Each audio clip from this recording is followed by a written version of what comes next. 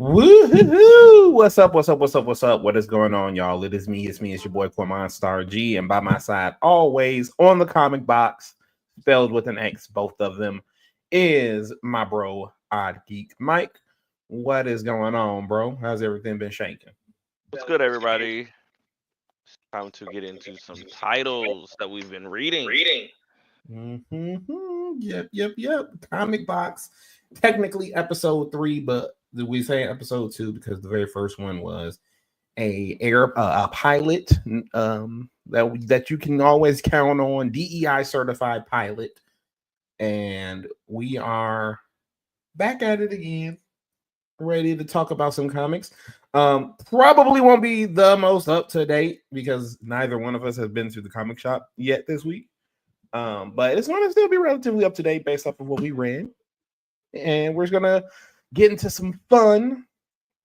Speaking of other day, that could be an opening topic. I think a lot of people feel like, I try my best to stay current on all the titles that I'm trying to read, but I think starting to become a binge reader when it comes to letting stuff pile up and when I actually have time to actually process, consume. It's a different feeling because, like, about I think it was like a week or two ago, I went to Raleigh and oh no, Durham, and it was about hour 15-minute drive or whatever. But I had some time to like read some titles or whatever. So, but I had a stack, and I was like, hmm.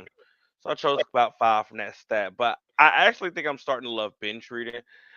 Just because I haven't had a chance to go to the comic book store, but when I do get to go Wednesday, I will be able to get a lot of titles that I've missed in the last 3 weeks. So I'm kind of excited about that because I have missed a couple, but I haven't really missed a couple. So I feel like when I go Wednesday, I'll be actually caught up with everything that I'm reading. So I think that's one thing I would say. Like, binge reading for me is fun. I'm trying to stay current, but it's also a way of how we consume media. A lot of people don't watch TV shows when they actually first come out. They watch it the next day. For me, I watch it's a couple Housewives episodes that I don't watch until the next day.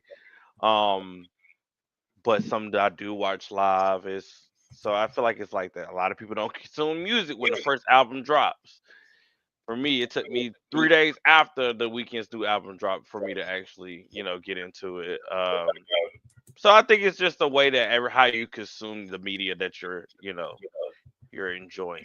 But I love binge reading because I get to read a whole bunch at a time and I have a lot of time to process. Hell, I'm mad because I still ain't read Time Slide, but I got it right here beside me. Cover is beautiful. I was so excited because my comic book shop that I go to, she got me a variant edition with Phoenix on the front, Oh yeah, Storm and Scott and Miss Marvel and Nightcrawler, and it was so funny because she doesn't know that I'm a Jean fan or even an X-Men fan, so it was so funny.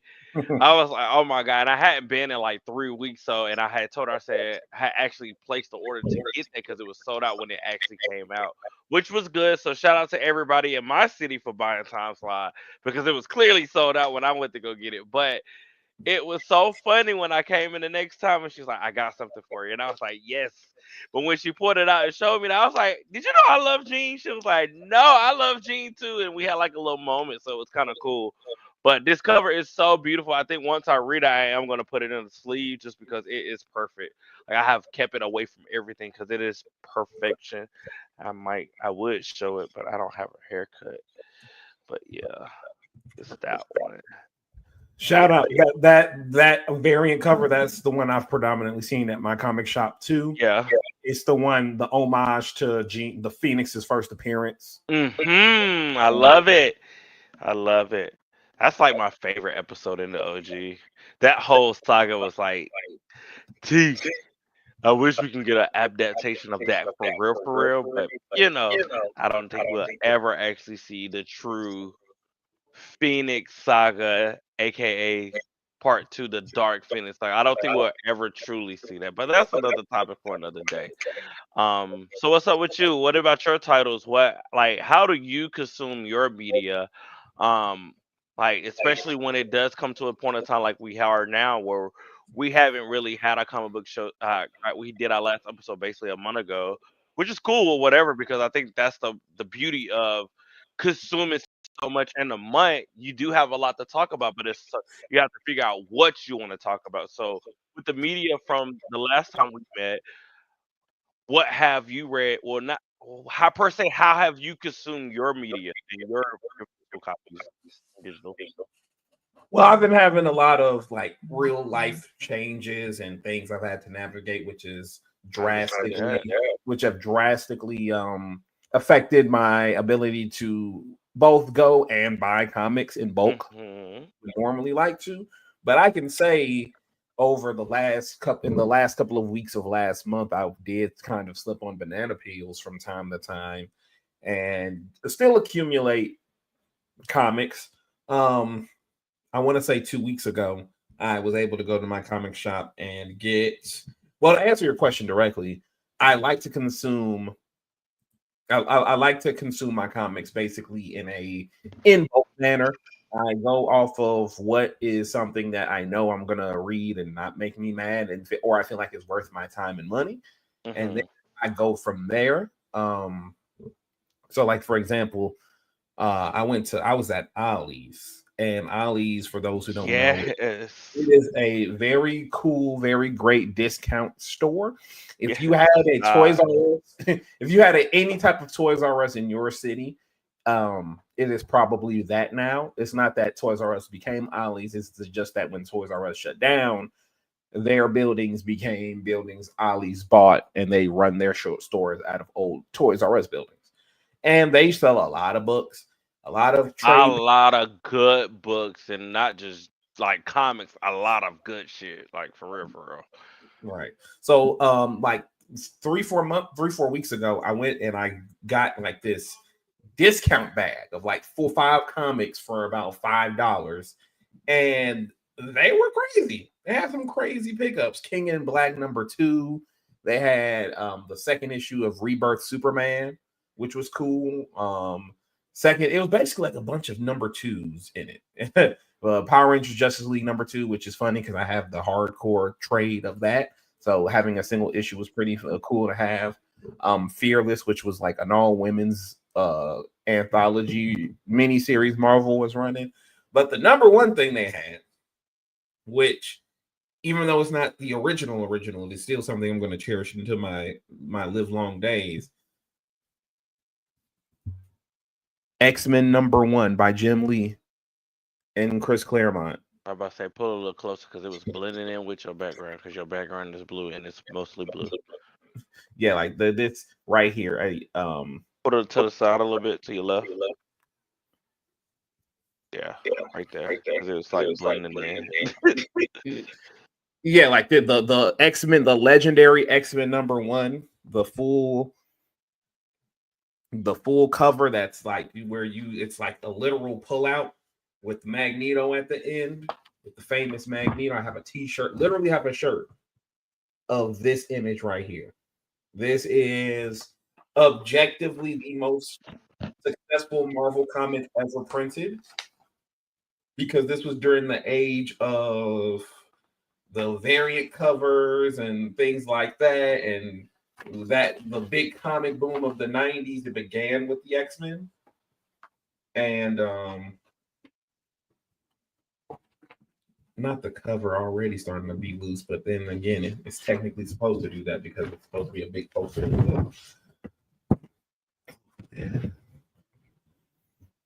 Yeah, this is I believe they call it the facility version, since it's not technically the original, because it would probably cost a gajillion times more than the $5 bag that it came in. But yeah, that's my pickup. I'm probably going to hit Ali's sooner or later again to see what they got, because they're cooking. And then this past weekend, I went ahead and, well, 2 weekends ago, I should say, I went ahead and I finally got Storm #4 with this dope ass Fantastic Four variant. This is actually the last copy they had in store, was this homage to Uncanny X-Men number 145, when Dr. Doom had Storm like this. So Yeah. And then I got Storm Life Dream as well, which was her. This is her anniversary issue to commemorate 40 years of Storm. So yeah, that is the those are my major pickups, and it's emblematic of how I buy comics generally, which is a lot at once. So I have a lot of reading material. So I'm just feeling like I'm gonna have a nice time reading all of these comics. Shoot, I still haven't read my last issues of Absolute that I got. Well, no, I read Absolute Batman. I just haven't read Absolute Wonder Woman or Superman yet, but I need to because their new issues have come out and I need to catch up. So did Absolute Batman as well. You're so good. We got so absolute and with the Trinity. They are perfect in my opinion. They have solidified three of the most prominent characters in DC that I feel, the Trinity, and gave them all new storylines or new way of life. And for them to be where they are on their current issues, they still can have a thriving character development for each of them. My favorite out of the three, and it's crazy. It's literally crazy because I can't believe I'm about to say this, but Absolute Superman has been a joy. Like, oh, just the whole back and forth of present and past, and just seeing how they're dealing with Krypton being about to, erupt and everything. It's a breath of fresh air to see another way of how that story can be told. And that goes for even Wonder Woman, her being a witch, and I've enjoyed all three of them. Batman has been my least interested, least favorite. Whoa. Um, which is three, but Absolute Superman and then Wonder Woman in three. Out of the three, that's how my ranking has been going with them. Like, and like I said, for me to be saying that Superman is surpassing Wonder Woman right now, it's crazy because the lady is wielded magic. But it's just I've never really been into Superman comics like that. But I've read a couple, but I don't know, something about this. It's different, it's fresh, and I like it. Um, I like what they're doing. You don't normally get to see a whole, you know, full arc of the past and the present meeting together, which I like. And I mean, I granted, I love what Norman being with Will Magic. I've always wanted that. So the fact that that is happening, which I didn't think that would be a case, and when it Just first want was the announced, record.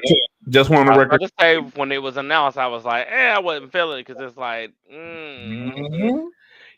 but it has been a treat to actually see her, actually wield it, wield the magic. But Absolute All In has been an amazing journey just for what the main premise of Darkseid not being there and how it ripples affects not just the Trinity, but the new guys, the Justice League, all teams. Everybody is feeling the effects of this big, you know, effect of the bad guy not being there. I just was telling Q the other day, I was like, I really hope they keep him gone for at least a half a year.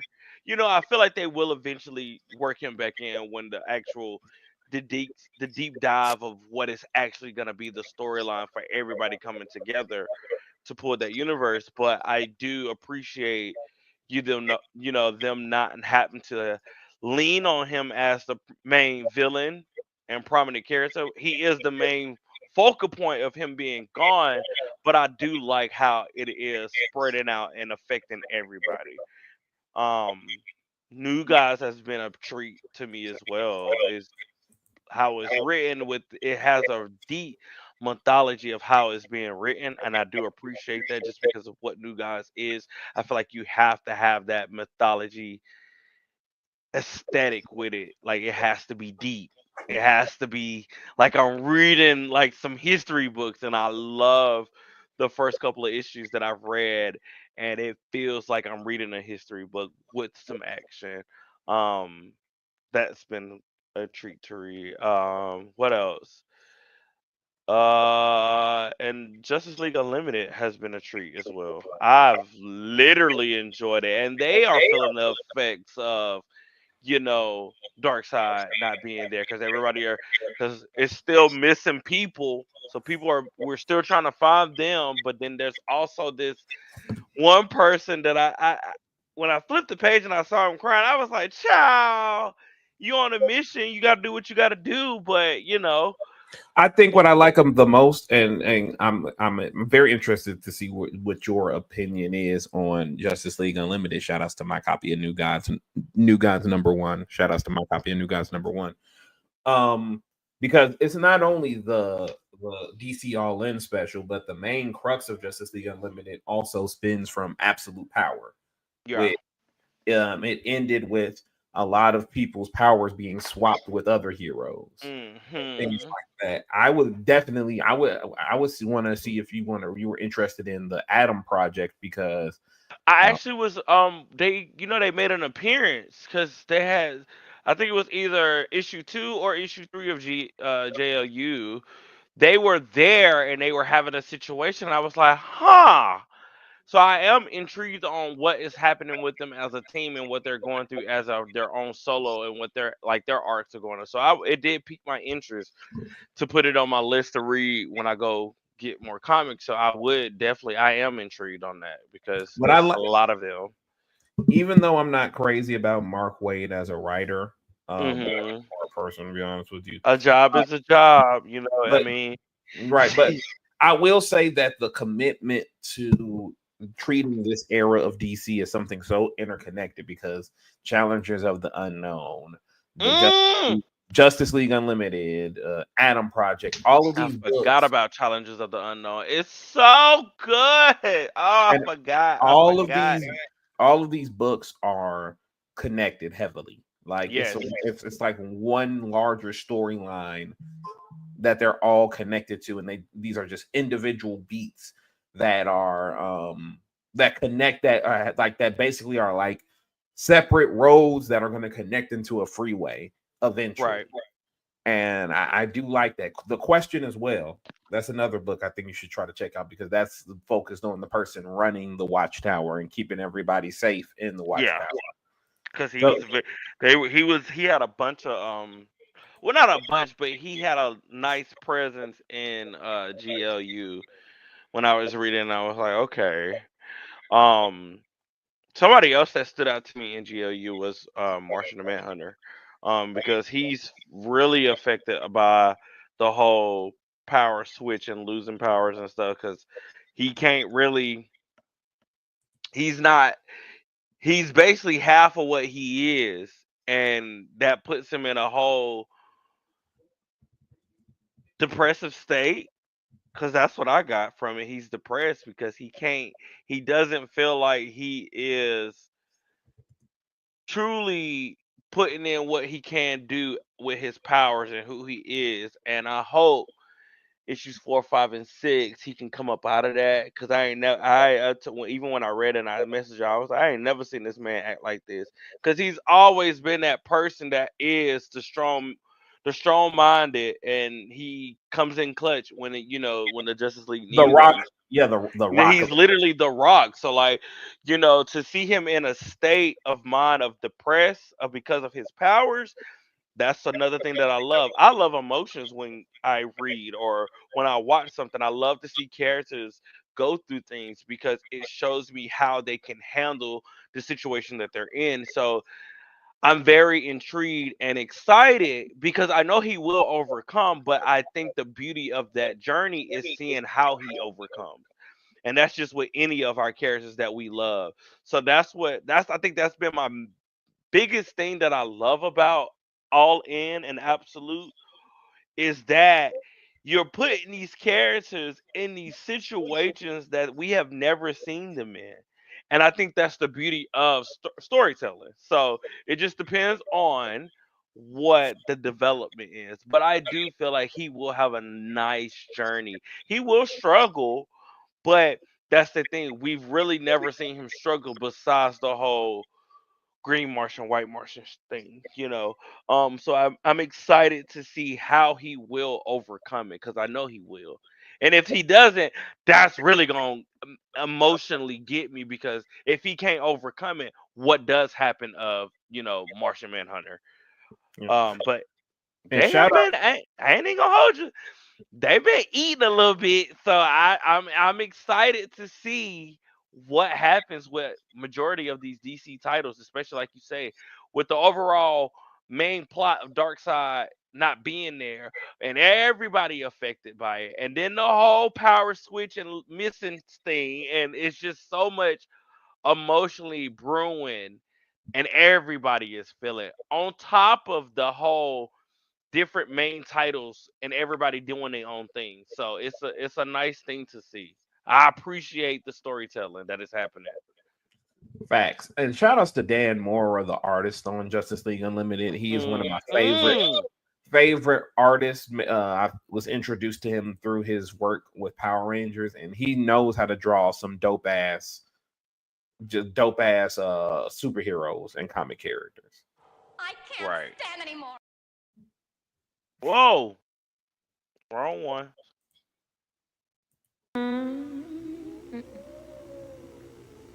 Inside. For clothes that Tristan lost. At Bold 3 Detergent Plus Fabric Softener. Spray. Relief. You two take care of labor. Only intended for a plane capsule. You don't want to die of cold. Toll free. I'll give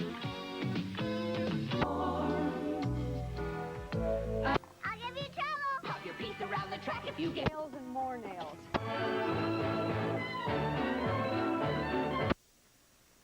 You handsome, charming, specially marked boxes of monster cereals. No, inside one of these free wax lips, fangs. Right, love. I'm still here. I am still here. Now on to the next. I'm still here. I'm still here. You good? Oh God, I don't even know where. Honestly and true, I'm gonna start off slow with this. So I'm gonna start off with a single title from Marvel before we actually get into the well, actually no. Before I get to Marvel, talk about this Alien. And I love it. Oh my God. I love it. I love it. I love it. I love it. I love it. I love it. I love it. I am a big Alien franchise fan. I am a new baby Alien franchise fan. I watched all the movies either last year or the year before.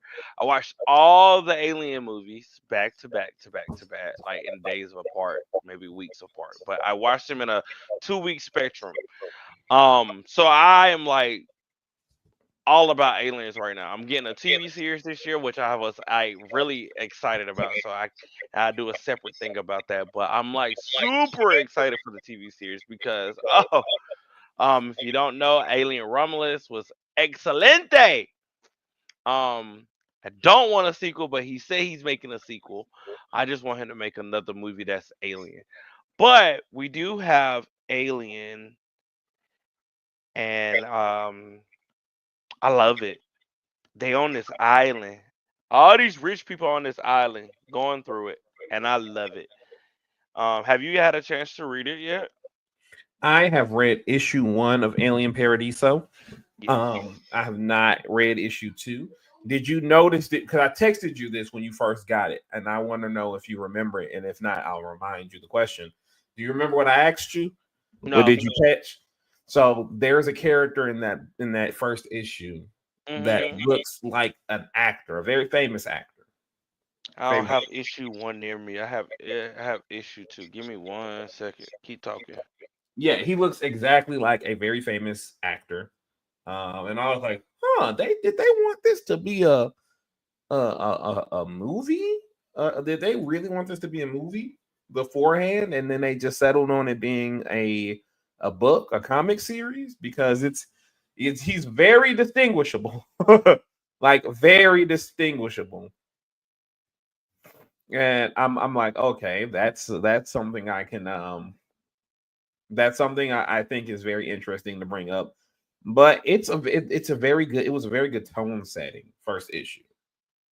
A very, very, very good tone setting first issue. I know Mike has a lot more to say about it because that was something I really wanted him to. Because between this and then Aliens versus Avengers, it's a pretty big time for Alien comics in Lord, I'm Aliens versus Avengers. Child, I gotta talk about that after we talk about it. I got too many comics in my hand right now. I have a whole stack in my hand. I'm trying to find it. I'll give you a second because I just realized that. Oh, forgot about West Coast Avengers. Yeah, it was good. Oh, West Coast was so good. I forgot about West. I should have went through this stack. This stack is everything that's red. Oh, I forgot about West Coast Avengers. So I do have issue 1 in front of me right now. Okay. And I don't remember. I was about to check our previous video because I don't remember. It's been a minute. So let me see if I showed it on camera or if I talked about it. Just say who the actor is. Jamie Foxx. Okay, girl. You so full of shit. He does look like Jamie Foxx. No, he does not. He does look like. I'm like, why did everyone? No, he does not. You just be saying stuff. Where he do? Did you notice the island looked like a little baby alien? Yes, I did. I Did you notice that? I was like, this is a setup. When I first read I was like, this is a setup. It sure look like the damn exoskeleton. It sure do. No, he does not look like Jamie Foxx. I'm looking at him right now. That man does. You telling me that man does not look like Jamie Foxx. You just want it to be Jamie Foxx, so Jamie Foxx can lead an alien movie. I swear he looks like him to me. No, Shout out. He does not.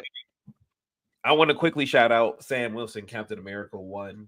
Period. I got this one. On the eve of its run. I'm gonna cuss y'all out, but I ain't gonna cuss y'all out right now. Keep talking. I need to blow my nose. But Alien Paradiso has been really good. I haven't got issue 3, or I don't think issue 3 has come out. If it did, I haven't got it. But issues 1 and 2 was a solid. Issue 1 was very solid to introduce us to another way of seeing this franchise. We always wake up on a ship and we got to get off the damn ship and we got to survive or whatever. But which is another thing why y'all should watch Alien Romulus, because it sets itself apart with how we see the Alien franchise and how we see a crew or whatever. Which I don't even think we talked about Alien Romulus yet on the channel. We should do that ASAP because I ain't even gonna hold you, and I'm not being biased. It was a damn. I give it to you. It was an 8 out of 10, and in the back of my mind, I'm saying 9 out of 10. But Alien Paradiso, it really is a special treat because we see these rich people on this island. They all come to party, gamble, whatever, and then the alien is released. We don't know for sure who is doing it, but it does give us a nice little treat on seeing it in a different light. And I think that's just the theme of this episode, is actually seeing these franchises, just like what All In, seeing these beloved characters and seeing these franchises take a different approach on how to tell the story.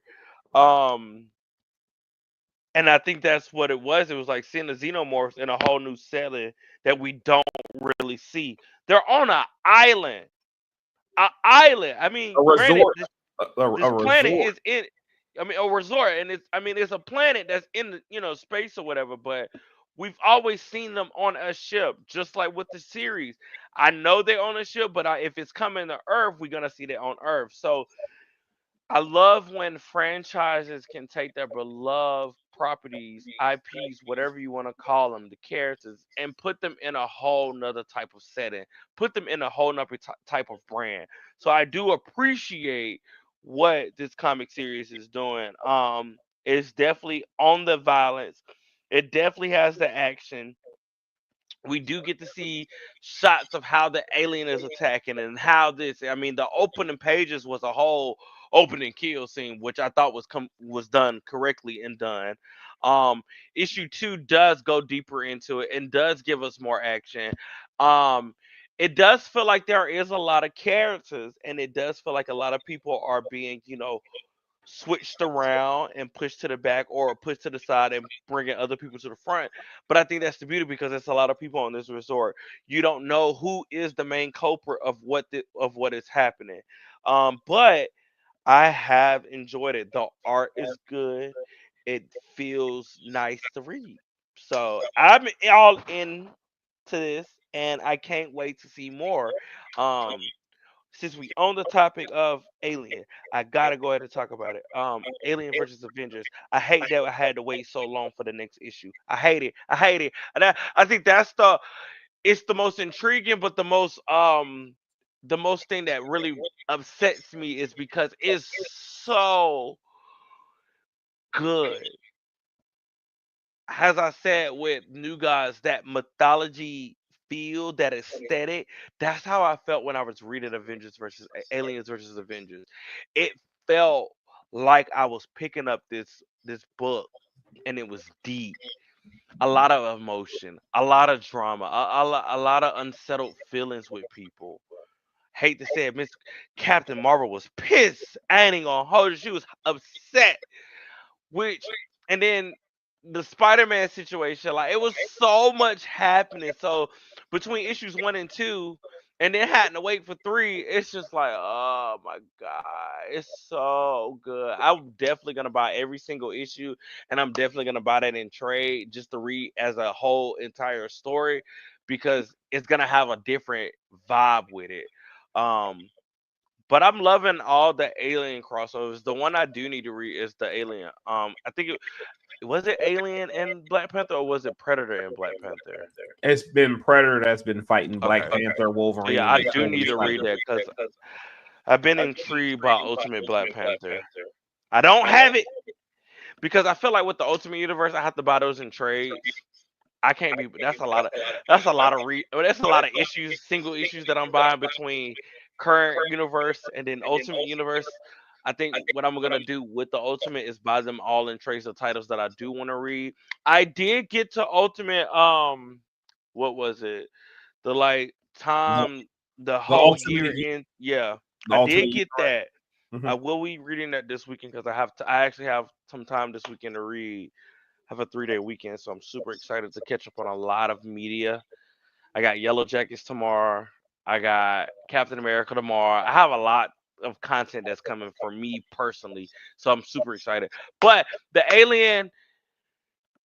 aliens is alien right now with the Marvel universe. I ain't gonna hold you. And I would love, and I know it's possible, it's not possible, but I actually would love to see MCU effect with Alien. But it has to be done in a dark way. And I hate to say it, but it has to because Alien franchise is already dark. Um and I will only want it the aesthetic of Alien versus Avengers. Cause that shook me up, them being so far in their timeline. That shook me so up. Cause I've never seen them characters that like that. And I think that was what intrigued me. Jonathan always in his bag when he writing something. Sorry. Oh yeah, for sure. Like always in his bag when he creating and writing something. Like I don't know the way his mind works with his writing is just it's phenomenal. Like I love it. Like I was so excited and I didn't want to be let down with Avengers versus Aliens and it has not let me down. So, but the only thing was just waiting. Like the waiting part is like cuz now I feel like I got to read 1, 2 and 3 back to back just to feel. But I'm excited. I'm excited. I'm excited. For sure. No, I'm right there with you. That's a master. He knows what he's doing. Jonathan knows, like when they give him the keys to just do what he wants to do, Mhm. he always, for the most part, does it in kind. He does it. It does the damn thing. So, yep, I agree completely. I need to catch up on Alien Paradiso to offer more on the conversation, but from what I read, is definitely a nice beginning to what is hopefully a fun, well-rounded story Yeah, in the Alien universe. it's really good. Like I said, I think the theme of this episode is seeing franchises and IPs and characters in a different setting, a different format, a different storyline. I think that's what is the beauty of creation of these storylines is you're able to see them in a whole nother light. But yeah, on down the Marvel train.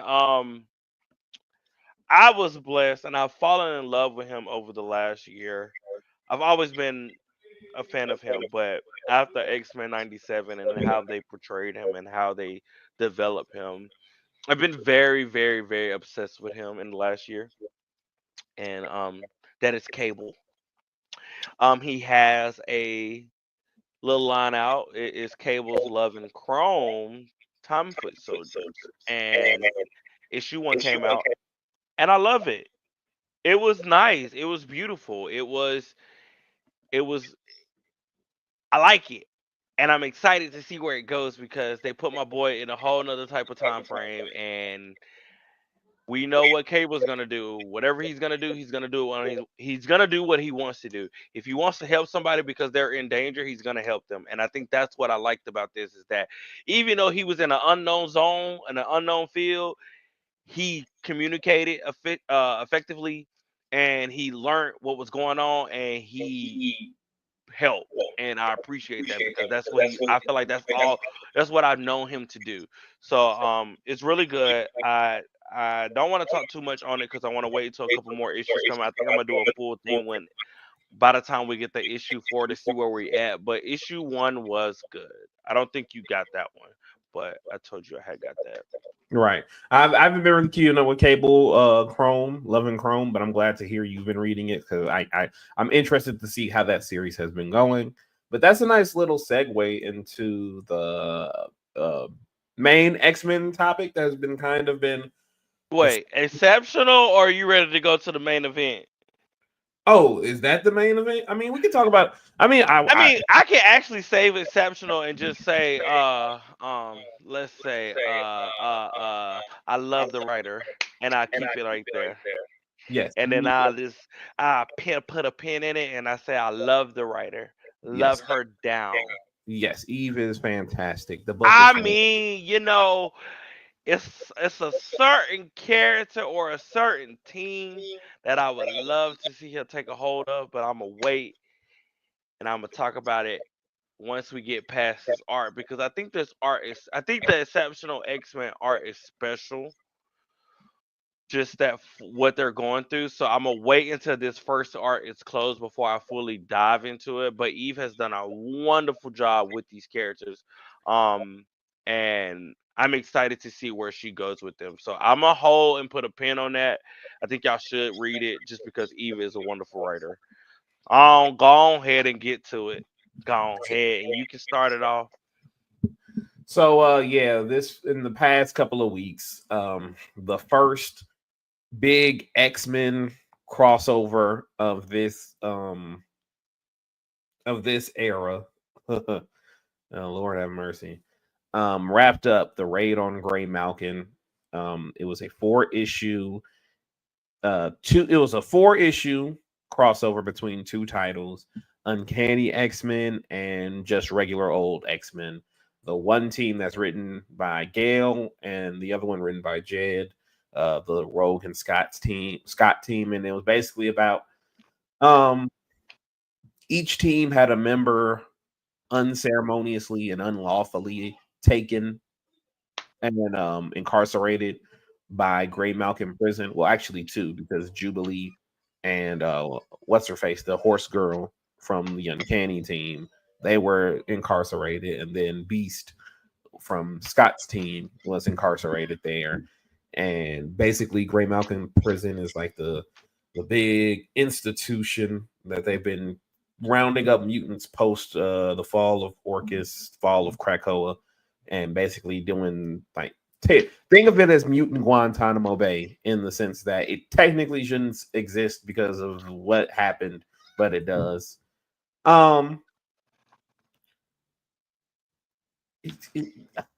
Lord, I'm trying Take your to, time, Pastor. I'm trying to be nice. I know you are, and it's okay. I mean, I'm gonna be the level-headed one about it. I mean, because you know how I felt about it. So I mean, we had conversations prior to this, and we both was on two different ends of this. So I mean, I'll put it. I'll just start off like this and let the Lord guide me. And I apologize to Mike in advance.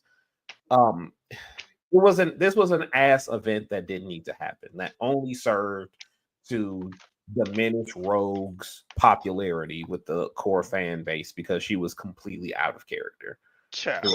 throughout this entire event. She was completely out of character, written by somebody who I'm just gonna say it, and it's no shade, who's only basically familiar with her through the cartoon before '97, which added so much. This almost feels like, and I know a lot of people have said, and in my opinion, are correct in saying that this whole era is a drastic downgrade from Krakoa that hasn't even paid off because it's not selling more than the Krakoan era. So, and then when they were been talking about the reasons of switching, they wanted to boost sales and boost popularity, and this has had the opposite effect. So that's already proven that this is a flop of an era. But in terms of characterization, I can only sum up Rogue's poor characterization with the sentence where she threw shade at Scott for having having Magneto on his team when for the last 10 years the books have hammered home just how strong of a positive relationship her and Magneto have. So Rogue would never say that. And even if I took that bam non-factor, Rogue is a former villain. Whenever the X-Men have been in moral quandaries where they've thought about incorporating former adversaries onto the team, Rogue has stood up for them and has advocated for them. The most famous example was during the Decimation era, where she was leading X-Men teams that was primarily villains, with the exception of Cable. So that throwing shade and taking a moral a moral high ground over Scott, it reads outdated. It reads the type of bad X-Men comics we got after Avengers versus X-Men, where everyone was just trying to paint Scott as a villain and it wasn't holding no water because the majority of the fans agreed with his stance. And then you have, But ain't that what's happening right now? Well, ain't that what happened? They painted him as a villain because he felt like he felt. But y'all wanted Roy to be the villain, but they both was the villain. But and what you just did just illustrate my point. The event shouldn't have happened because it should have happened because you can't spread them out like that and expect everybody to feel. You can't expect everybody to feel a certain way when they all spread it out like that. I'm about to explain why that is the case, though, because at the end of Fall of X, Xavier killed a bunch of humans. That's what happened. They tried to say retcon that he didn't actually kill anybody, but as far as the X-Men know, he did. And he did it in the name of the X-Men. He betrayed everything that he taught them, and he made them ending Orchis harder than it needed to be because he put them in the aggressor spot that he was trying to teach them for years. And everyone, it literally ends, Fall of X literally ends with the X-Men definitively moving on from Xavier, because at the end of all things, at the end of Krakoa, at the end of the whole Quiet Council era and all of that, Xavier was the one that folded the hardest. And that's where it is. By all intents and purposes, even though I would like it, obviously the bad mutant prison is bad mutant prison, but Xavier deserved to have some sort of incarceration, some sort of punishment for what he did. You can't banish him because we don't have that island no more. But my point in saying all of that is Xavier deserved to be punished the same way that Jean when she was Dark Phoenix. That was something that was deserved, and he has the same thing with Wanda, with Tony, with all of these characters who fucked up and had to go through trials and tribulations. And the reason why I say this event didn't need to happen is because you're needlessly setting a conflict that in universe everyone is pissed, because the reason why Kitty isn't interacting with X-Men is because of the emotional toll of what Xavier did is weighing on her. When she had to kill all of those Orcus people, when she lost all of her joy, that's a direct result of Xavier. No one came out better because of what Xavier did. So trying to fight and free him makes no sense because he didn't accomplish anything positive. He killed Rachel and the X team that was trying to undo the like cut the link from Moira X and her dying and resetting it. Like he just outright killed them so he could try to do what the fuck he wanted to do. So when I say it didn't need to happen, it's like there was no Xavier freeing him has no positive outcome. It narratively doesn't. You would literally would have to ignore what he literally did to explain that away. And even if he revealed, no one actually died, that's still an emotional toll, and it still doesn't erase the other 8 billion betrayals he did. Poor Angelica Firestar, you're reading West Coast Avengers. Look how strung out she is. I mean, girl is a drunk. She's Like, an alcoholic, what I do appreciate is them putting her with Tony so that he can help her with that. Because I even told you, I said, is the girl drunk? And I'm like, cause ain't no way, like, but I do feel like I think she's using it to, cope with what the situation is. Like it literally didn't need to happen. It only existed, in my opinion, and I'm gonna keep saying this, and I'm probably gonna be right about this. It only existed so that they can try to morally, and they're gonna fail. They're gonna ruin Rogue if they do this, trying to make it seem like hard stance. Rogue's position is right. Scott's position is wrong. We are forcing you guys to acknowledge Rogue's sentiment as the good guy sentiment and Scott's as the bad guy sentiment, because that's literally, when you actually look at it, that is what it is. Rogue is right for how she feels. I do, but at the same time, it's like I do feel like Scott is right, but at the same time, it's one of those moments where I feel like the conflict. I think the conflict is what's gonna make them better as teammates later. If you were writing threats, if you were writing it, I would absolutely believe that, because I'm not writing, but what I think is I do feel like because we've seen them at a peak of saving lives and everybody having this, we ain't never really. We've seen it, but I think there's never been a conflict of interest like this. But like it's and for me, it's like I just like, if you were writing it, what you literally just said, both of their arguments are good and bad. They're both it was pissing me off. I text you. I said they're both getting on my nerves. They was getting on my nerves. Issue 1, 2, and 3 of both of their solo series, because I was like, there should be no reason why they acting like. Well, I even told you, I said there should be no reason why Rogue is acting like this to him, and no reason for him to act like this to them. I said, because I get it, but at the same time, y'all were teammates. But if this is where we're going because of what the Big Bang is what Xavier did, I understand it, because that is to see your leader do something like that. That does take a toll on you. And my only pushback is that you acknowledge that there is a nuance to it. My stance is the actual books are not going to do that. They're going to. They will. They've never done that with the X-Men. They will see. They have say nothing. We still got Manhunt coming. They don't know, and I still think the man still was being controlled. But that's a topic for another day. I do feel like even when they was fighting each other, it felt like y'all don't want to really fight. Y'all just want to fuss. The X-Men they literally didn't want. They did not want to fight each other. Now the people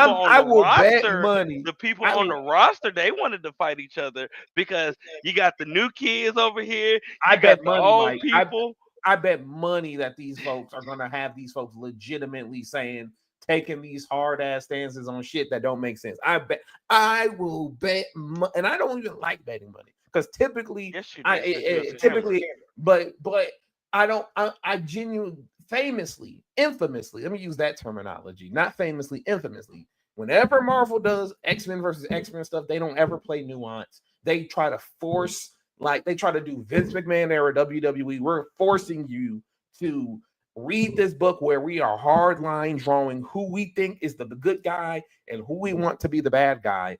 We don't care if you find a nuance or not, because we're going to ignore that. And we're going to spend the next 6 to 9 months telling you that one side was absolutely right and the other side was wrong, even though narratively it doesn't make sense to do that. But I do appreciate the fandom being torn, because it's like everybody has opinions.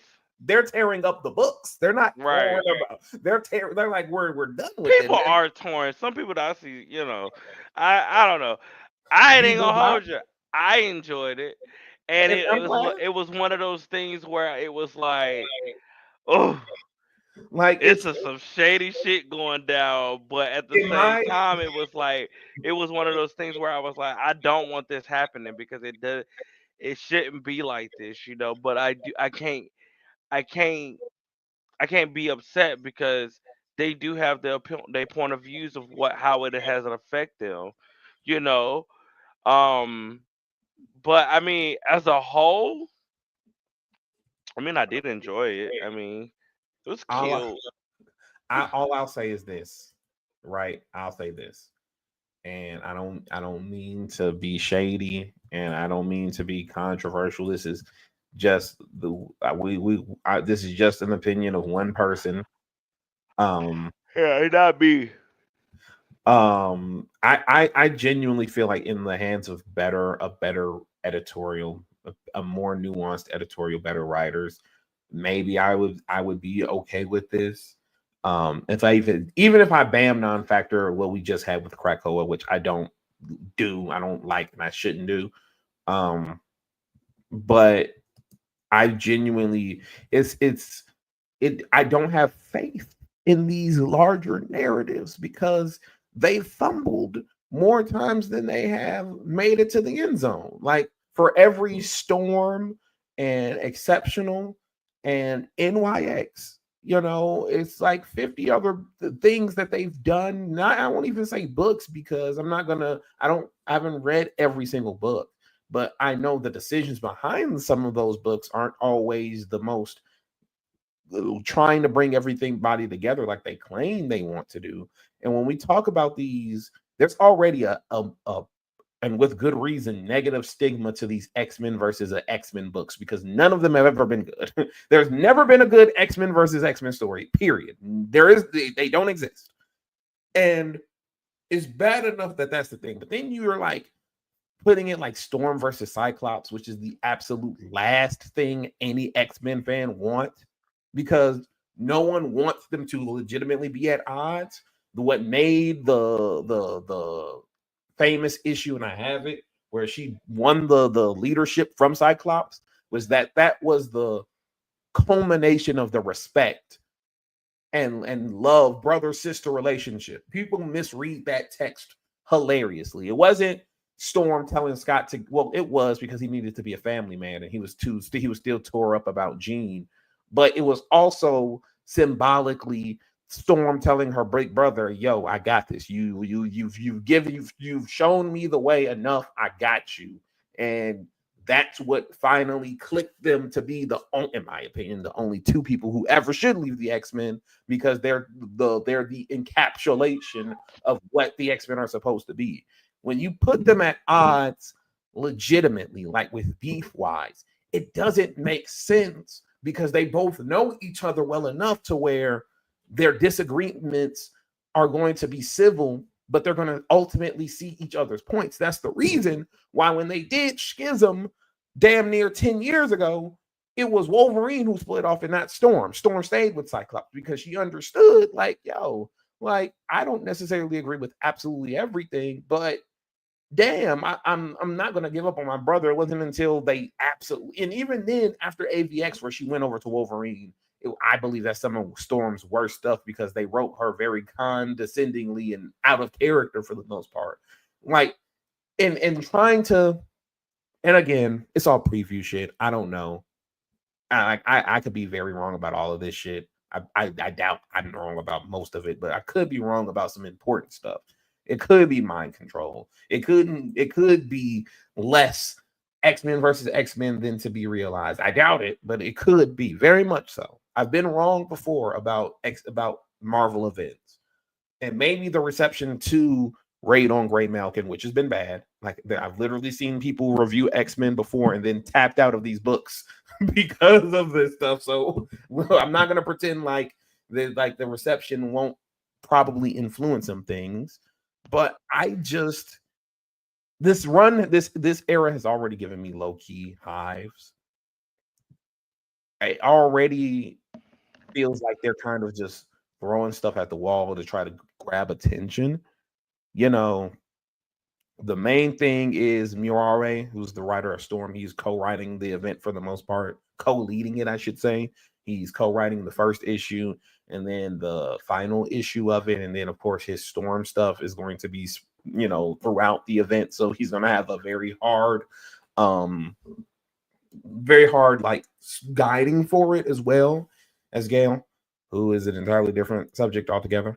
But like, if Raid of Graymalkin is if I'm, it just felt like it's a primer for what is to be expected, which is That's how I took it. It was like a prequel because I mean, granted, the conflict was there and everything like that, but I really felt like it was one of those things where it's like it was a messy, it was drama filled, and it was like the conflict of them both. But I do feel like it was a prequel for whatever is about to happen with Manhunt. And I mean, because I mean, I felt like even with the last issue, I was like, okay, we got somewhere, but there's something bigger happening. So I don't know. It's one of I think, like I said, I enjoyed it just because I like conflict. I like seeing X Men. I mean, I like seeing Marvel characters argue or have these different opinions and everything. I mean, I hate that Charles did what he did, but at the same time, he does deserve to be put up. He does he deserves consequence, especially as the leader that you are, you deserve that kind of consequence. You didn't have to do that.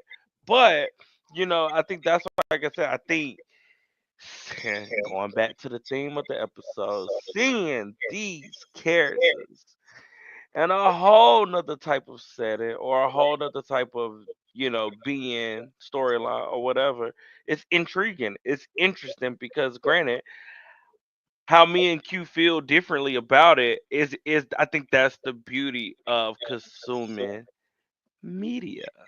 It ties it all right back in together. Cause I I mean, just want I was turning the pages. Granted, yes, I get the whole political things of these characters and these writers and everything. I get that. But I do feel like a lot of things do fill in the blanks for a bigger picture or a bigger storyline. And like you said, with Murata doing ha- having a big, nice little hand into Manhunt, I'm super excited because he's done an amazing, phenomenal, astounding, extraordinary job with Storm. So I'm like super excited. Hence, I did not talk about the issue that the last issue that came out with her and Doom.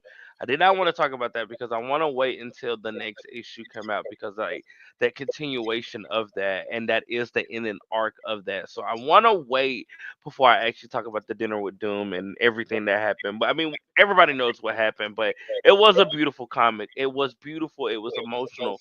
But I want to wait until this next issue come out Wednesday to actually fully talk about this whole entire era and first arc of Storm. But as I said the last time, the Storm writers and the team over there, they 10 out of 10. And you fans and you people, y'all need to stop saying what you saying because it's not right. It's not cool. Back up and back off because it's no shade. I am a Jean Grey fan. I am a Storm fan. I am a Scarlet Witch fan. Those are my that's my trinity. Um, but I'm sorry. Hence, I ain't talked about Phoenix since the first time we talked about Phoenix. And I'm not saying it in a bad way. I've enjoyed it, but as a fan, I have been disappointed. And there's no shade. Like I've been disappointed. Um, and it's not. It's just how it feels and how it reads. But that's another topic for another day. I But mean, no, because it's true. Like yeah. I ain't been fucking with it. Like I mean, I've been buying it because I want to buy it and because I want to support the care. I ain't even gonna hold it. Yes, but far as what I've read and what I've seen, I unimpressed. I hate to I'll say say, it, the variant covers look better than the artwork that's inside the book. let it And be that was known. just the first couple of issues. I don't know what's gonna. I know they said that there's a new artist for the next set or whatever, so I'm excited. But it's just like it's one of those things where I felt like we grazed past everything that happened in those first two issues that we found out about, or first three issues that we found out about that first artist. And granted, the story is good. I ain't even gonna hold you. I even told you that. I said I'm feeling with the story, but I can't rock with the story like that because I don't like the art. That's always been my issue with Phoenix. But I just want y'all to realize that other characters can have moments of triumph or trials and tribulations or emotions, like especially seeing I'm just gonna say it, Jean and Scarlet Witch. We've seen them have these prominent moments in their character development. What we getting right now with Storm is undefeated. I was trying to say it, but it's undefeated. It is. It is. I don't care. It is undefeated. I ain't even gonna hold you. It's undefeated. I don't think we'll ever see a comic run like this ever again. Because from every issue, it has been like magical. But that's all I'm gonna say until this next issue come out. But the theme of the episode, consuming these characters in different lights, story arcs, developments, situations, conflicts, trials, tribulations, all the good stuff, all the good words. And that's actually my closing statement because I got a little, my blood pressure went up a little bit when I started talking about Phoenix. So you can close us out. No, it really did. Like I, as a fan, I've been hurt. I'm a Jean fan. I love Jean. Love Scarlet Witch. I ain't like how y'all was talking to Steve, but that's another topic for another Y'all day. let me just say this because y'all be coming at Steve pretty sideways. I be like, out of all people who gave the witch some substance, some team, an Like, ongoing arc for 3 series, like like it's come on, going man, going y'all on four, disrespectful. going on four. Like going on 4, like y'all crazy. Like she has never had a solid run like this as a character. Like, I don't think they understand that for 10 straight for what? No. That Come lady from, was called a pretender. She is not a pretender right now. Stop playing like with Scarlet Witch. like literally from 2005. When was House of M? 2005. From 2005 to 20 fucking 12, the most significant thing associated with her name was her ultimate version being involved in incest. And then after Avengers versus X-Men, she was stuck on a shitty book, Uncanny Avengers. The first run of Uncanny Avengers is awful. So awful that they cut bait with it when they did the equally awful Axis storyline. And then she had to jump around from all these other books, really not furthering her character that much, still having to carry what she did in House of M. Then when they got to post Secret Wars, I don't want to cast any shade on the I forget her name. She wrote Scarlet Witch. She established stuff. That's when the witch's role was established, and all of these things were going down. I don't want to throw shade on her, and I don't want to diminish. Because that was a solid run. That was a very solid run. You But talking about the first solo issue, this first solo series, right? yes, Yeah, that was solid. but what Steve did, Steve rehumanized Wanda for a new generation. The folks who Gave can her some depth. Like, golly, y'all always want her to be the killer, or you always want her to be in this surrender mode. And it's like, no, why would she want? Why does she have to be the villain, or why does she have to be the pretender, or why does she have to be this person that is alienated from everybody, or felt like she doesn't have to belong? like, Girl, my phew, let's keep it all the way real. What she did to the mutants was fucked up, and it was, and it was, she deserved the lump she got. But what yes. Steve did was he finally took her out of that. And I know a lot of people didn't like Trial of Magneto because she had the twins basically tell her to stop, stop internalizing it and actually claim what you did and stop running from it. I know that rubbed some of y'all the wrong way, but it needed to be But said. she was, no shade, she was running from. You can't.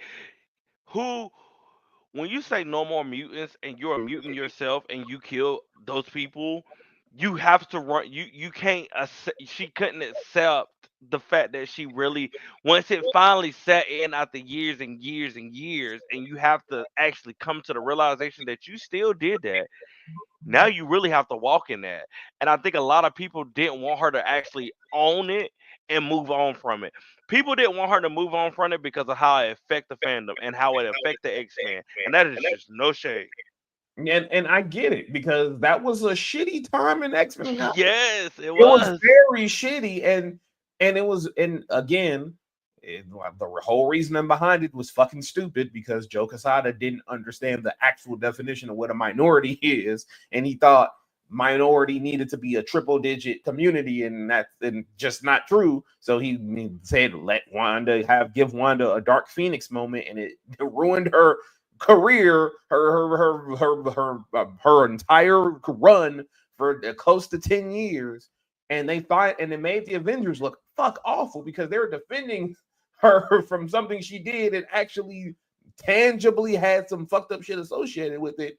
And Steve actually went, okay, I'm gonna finally move us all past this. She's gonna make amends with mutants. She's gonna make amends. She's gonna tell her sons, chill the fuck out. Like, I did this, like, and she's gonna actually reclaim her shit, reclaim her life.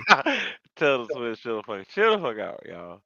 Before I snap y'all. like, Oh God. like Wanda is such a, and I'm gonna say It's this. been so beautiful to watch because like she is, I'm sorry, it does, like I said, my trinity is Storm, Jean, Scarlet Witch. Like that's my trinity. So to see them all at different points right now, especially current right now, and I'm not saying that Phoenix is bad. I just don't like the art. We know that. But to see them all in three different prominent careers right now and development of their characters is so beautiful to see. And that's what I appreciate about Steve, because he took her away from that, forgave herself, and let her actually have development. It wasn't development that had to always fall back on no more mutants, or always fall back on the pretender, or always fall back on being dead.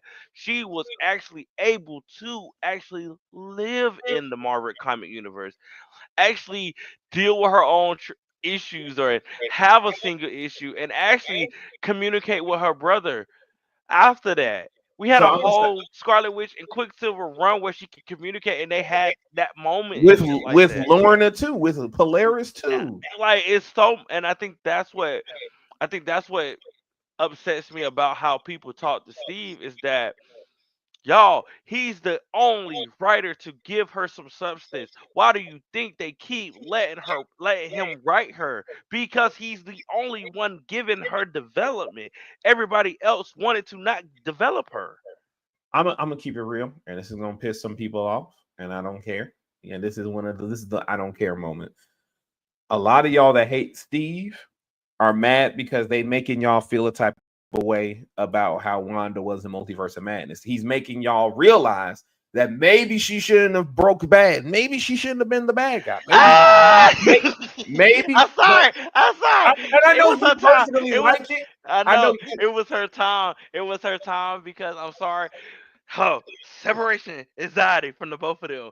But no, MCU Wanda deserved to do what she did because of how she's being written. And that's another thing I can say. How the MCU, Uncle Kevin, Uncle Feige, how you've developed her. You snatched her brother away from her when she first came into this universe, That was and how Whedon's you fault. develop her, and then you made her a terrorist. Oh no, she deserved to do everything that she did in Multiverse of Madness. And granted, yes, when she comes back, she will have what she's having now, and that's that forgiveness. That's that actually it because I can see the Wanda in the MCU now taking inspiration from what is happening with Wanda. Will she finally come to realization and say what I did in Multiverse of Madness was wrong? And will she? Or will when Doctor Doom try to take her powers, will she be like, ah, hell nah, nah, bruh. You know, I think I'm gonna be real. no, put a pin in it because we getting too deep. Put a pin. Just write it down right now. Of that will be the opening topic, or that will be another that because that's a whole nother type of topic right there. If we talk about the Trinity of where Jean Grey, Scarlet Witch, and Storm is right now, from where they was to how they was in the middle on the island until now after the island, post island. That's a whole episode in itself because I do feel like the writers that do have those three ladies are doing an amazing job. I'm not taking anything from them and what they have done. Granted, I got Jean in space really becoming the cosmic being that she is always meant to be. I got Storm literally in the journey of like consuming eternity. Like I have even the Scarlet Witch on her own path with the as the living Darkhold. Like it's so much happening in their lives right now that I do appreciate these writers for. But no, I can't because I'm gonna keep talking. Go ahead, I'm, close it up. I'm Close gonna it up. close I it gotta out. play Marvel Rivals too. I'm, And I I'm, gotta eat. I'm hungry. my PlayStation is already turned on. BTW. Yeah, I'm hungry. I ain't ate yet. I ain't ate since lunch, so I'm starving. But I think like I said, that's the beauty of consuming the things that we consume. It's the conversations that we happen now. Like I said, I'm not saying that I don't like Phoenix. I just don't like the art. That's it. I'm not saying that I don't like how y'all talk to Steve Orlando, the person that gave her substance. The same thing with Murata. I don't like how y'all always in his goddamn tweets talking Look, about what shit be in there. You better be glad we got a Storm solo series because if it wasn't for him, we wouldn't have it. I'm gonna keep it real. Y'all talk to him like he a Spider-Man writer now. Those people deserve to be yelled at. Like I ain't got nothing to do with Spider y'all Man. treat. No. Listen, no. Let me keep it real. I'm gonna keep it all the way real. And this is gonna be my closing argument. As a Spider-Man fan who has suffered for over a decade because of shitty Peter or Mouse. because of shitty editorial and shitty writers being on books too long and not listening to the fans, and then having to listen to folks who outside the club don't know what nothing was going on, just yapping, trying to tell Spider-Man fans how to feel. Y'all got it good. Y'all actually have writers writing these iconic characters and progressing them forward. And y'all talking to them like they Spider-Man writers, just doing anything, just doing shit. Like, what y'all doing, man? Like, these folks give a damn about y'all. And y'all talking mad crazy. Oh, why is she having sex with Wolverine? Put her with Black Panther. Shut your dumb ass up. All right. Because 9 times out of 10, you one of them weird beard Black Panther fans who was out here on the timeline talking about they gave Sam Black Panther powers because they think all of the Black Panthers. Save it, please, because I can't wait to address you. Y'all get on my nerves because The it's main like, thing is, girl. I'm gonna save my rent. I'm gonna save my rent. Y'all need to treat these folks better. Stephanie Williams, friend of the show, because Mike chopped it up with her. Friend of the show, we claiming it. Let her write. Let her write an A-Force book with Monica, Carol, Jean, Storm, and Wanda. That's my free. Y'all can have that one for free. I don't need no royalties. I mean, I would like some, but if no royalties, get it done quicker with her having free reign, then y'all can have it. But yeah, that is my whatchamacallit, my family friendly without getting too crazy rant. That's my closing statement. Any upcoming books you were ready to read, you can't wait to drop so you can read? I know mine's is One World Under Doom. I can't wait to that, and then the next issue of Storm, so we can close out this arc, because it's been a beautiful arc. So that's like my two most I'm anticipating is One World Under Doom and Storm, because like I said, that's been my number one. Storm has been my number one read. That's been the most thing I've been excited about. So that's what I'm really anticipating, and that comes out next week. So, but yeah, One we out World of here. Under Doom. Yeah, One World Under Doom is out this week. It came out this week, so I can't read it next week. Yeah, as soon as I I'll get probably read it this weekend. I might go tomorrow. I got time. I might. Depends on how I feel, because I got a 3-day weekend, and I'm trying to catch up on some other stuff. But thank you so much for listening to us talk about our current reads, our future reads, and as I said, the theme is, how do you consume media? So tell us, how do you consume your media? How do you feel about what you're reading right now? This is not a series where we're talking about movies and TV shows. We'll do that tomorrow or this weekend. But no, tell us how you're consuming your media, physical, digital. What are you reading right now? How do you feel about it? Either if it's a nay or a yay. Like, you see how me and Q talked about raid on, the raid and everything like that. We have two totally different point of views of it, but how do you feel about whatever you are consuming? Let us know. Follow us on Twitter at Modiversity. Like, subscribe, all that good stuff. Follow us on Twitch too. We will be streaming this weekend, either tomorrow night or Saturday night, depending on when everybody sees Captain America: A Brave New World. Be nice. Well, unless you have a very legitimate reason to not be nice to the movie, in which case continue to not be nice for it because of your very legitimate reasons. And y'all know what we mean when we say that. There's a difference. There's a difference between be nice to the man, not the woman. No, be nice to the you right. be nice to Sam. Appreciate Sam and where he is right now. That's all I really want y'all to do, is appreciate that. At the end of the day, we gotta take care of Sam, and we gotta go up for Sam. There is a situation, and we gonna handle that, but we gotta be there for Sam. I'm sorry, like, for real. I'm out. I gotta go. I'm hungry. All righty. And we will see y'all next time. Thank y'all for tuning in. Peace.